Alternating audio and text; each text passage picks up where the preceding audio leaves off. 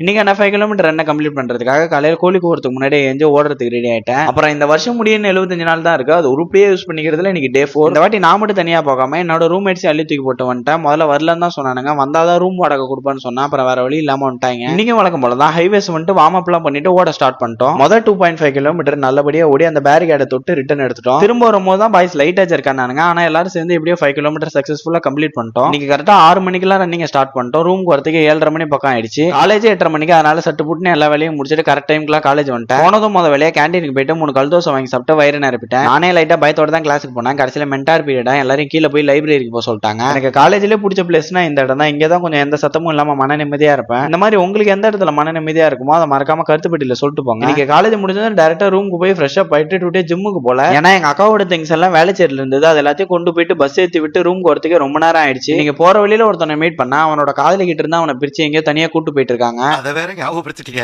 நெஞ்சமெல்லாம் பொண்ணா இருக்கு தம்பி, மறக்க முடியல. ரூமுக்கு வந்ததும் கொஞ்சம் ஃப்ரூட்ஸ் எல்லாம் சாப்பிட்டு எடுத்த வீடியோ எல்லாத்துக்கும் வாய்ஸ் கொடுத்து முடிச்சுட்டு அடுத்த நாளைக்கு ஷெடியூல் போட்டு நீங்க என்னால முடிச்சுக்கிட்டேன். மறக்காம அந்த ஃபாலோ சப்ஸ்கிரைப் எல்லாம் பண்ணி வச்சுக்கோங்க. நாளைக்கு ஒரு புது வீடியோல பார்க்குறேன். பாய்.